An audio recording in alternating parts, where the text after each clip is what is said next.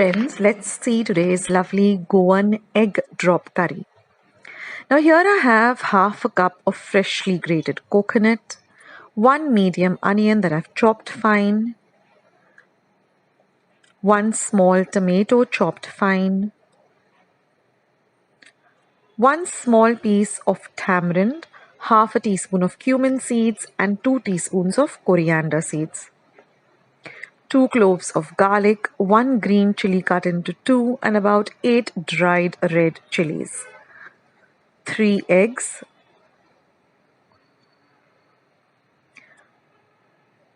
1 teaspoon of coriander leaves for garnishing, some salt to taste, 1/4 of a teaspoon of turmeric powder or haldi powder. Now first I'm going to add the coconut,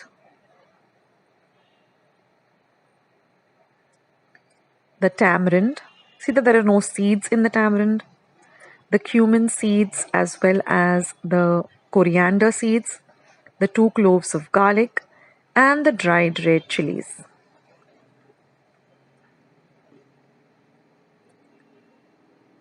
Now I'm going to add about 4 tablespoons of water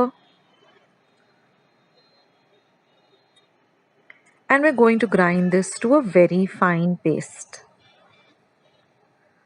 So your paste should look like this. Now I'm going to transfer the paste to a bowl and we're going to add some water to this mixer jar because we don't want to lose all the lovely flavor of the masala.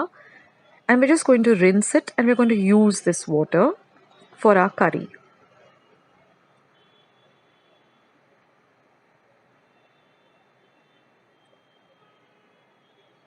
So here we have our masala paste ready and the masala water ready.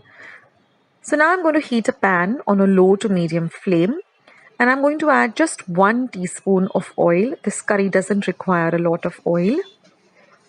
Once the oil is nice and hot, I'm going to add the onion and I'm going to let the onion really sizzle and we're going to saute it till it's nice and translucent.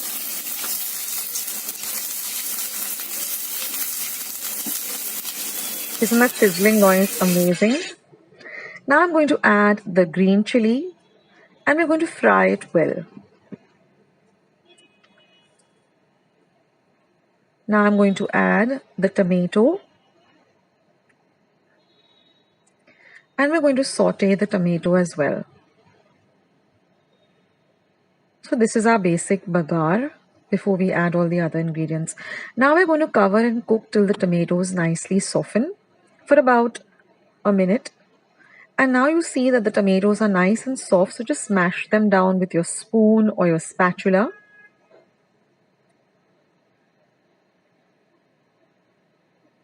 They're nice and soft because we've covered and cooked the bagar. So just smash them down gently. Now I'm going to add the haldi powder or the turmeric powder. Mix everything in well. And now we're going to add our ground masala paste.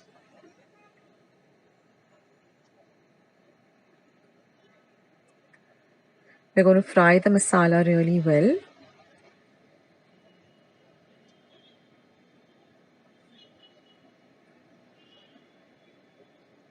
And now we're going to cover and cook this for just a minute. And you will see after a minute that the masala starts to ooze out oil. That's because of the coconut. That's why we don't need to add a lot of oil for this curry, because the coconut itself oozes out oil when you fry it really well. Now we're going to add the masala water. Give everything a good mix. Now I'm also going to add 1 additional cup of water. This curry is not a very runny curry. It is more of a thick curry. You'll see why. So now we're going to again cover and cook this on a low to medium heat for another 2 minutes because we want everything to come together really well. Now we're just going to add some salt to taste. So I think I added about actually just 1 teaspoon, because this is a half teaspoon. So around 1 teaspoon of salt, but you can add it according to your taste. Mix the salt in well. And while that is cooking, we're going to break each egg in a bowl. We're doing this because we want to see that the egg is okay, there's nothing wrong with the egg. So don't directly put it into the curry. Take it into a bowl first, and then just lower the flame of the curry and just add the egg very gently like this. This is an easier way, because otherwise if you try to break it along with the shell, then your shell might get in. And plus you can see that the eggs are not gone bad, that they're fresh and nice. And now you're just going to cover and cook them till the eggs get nice and cooked. So here you can see that you can still see the yolk, the yellow of the yolk. That means it's not done yet. So cover again and cook. And now if you see, you'll see everything has turned white. That is, a nice white layer has formed over the yolks, like a poached egg. Now just garnish it with some coriander, and we're all ready to serve. So what you have to do when you're serving is pick up each egg like this.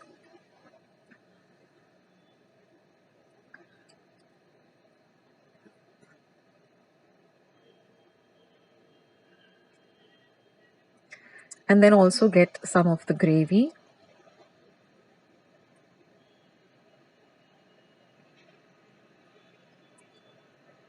Or the curry. Like I said, it's a thick curry because you're going to put the eggs on top. If it was runny, then the eggs wouldn't be poached like this so well. So our Goan sorak recipe. Now here I'm taking an earthen pot, a typical Goan pot, but you can use a regular pan or a regular cooking vessel. Now I've added 1 medium-sized onion that I've sliced really fine, and I've added about 1 teaspoon of salt. And I'm going to mix this very, very well, and we're going to set it aside for 10 to 15 minutes. And then the onion, will leave out some moisture, as you will see. So let it sit for about 10 to 15 minutes. So you can see that the onion has left some moisture.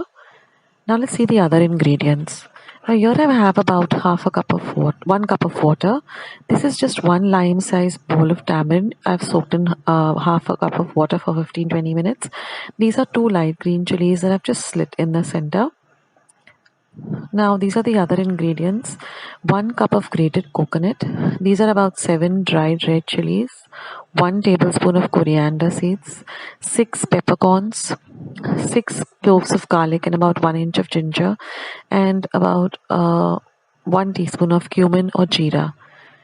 Now all these ingredients that are in the plate, okay, I've just taken out the tips of the red chilies, and whatever is in the plate, that is all the coconut, etc. I'm going to grind this with that water to a very, very fine paste. Now all the ingredients along with their correct measurements and the method of preparing the sorak is in the description box below.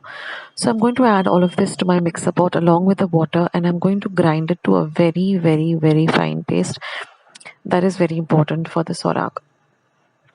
So after grinding it, the sorak should look like this, a very fine paste. Now I'm just going to add this paste to the onions and the salt mixture that is in the pot. Now this is the masala water, that is the water which we wash the mixer with, and I'm going to add the turmeric powder, 1/4 teaspoon of turmeric powder, and I'm going to mix this really, really well. Now this sorak recipe doesn't have even a drop of oil, so and yet it tastes so very delicious.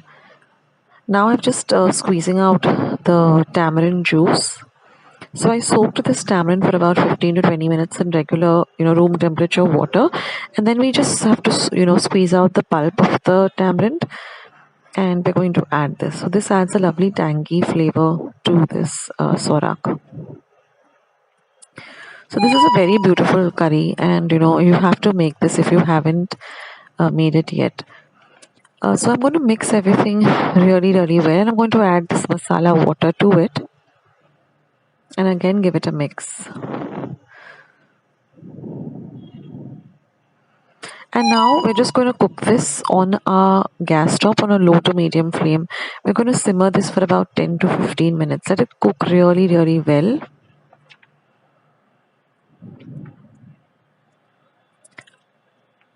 Now I'm going to add a pinch of sugar. Now remember, we already added salt initially when we were, the initial, when we mixed the salt with the onions. So now taste the sorak and then only add, salt to taste, because we've already added salt in the beginning. So only after you give this sorak a taste, you can add salt if required. And now all we have to do is just simmer it for another 5 to 10 minutes. And there it is, friends. Our sorak is ready. It goes so well with some rice, some fried fish, or some prawns, fried prawns. And the longer you keep it, it tastes even better. So I hope you like this lovely, simple Goan recipe, and I hope you give it a try. Thank you so much for watching. I'll catch you soon in my next video. Bye.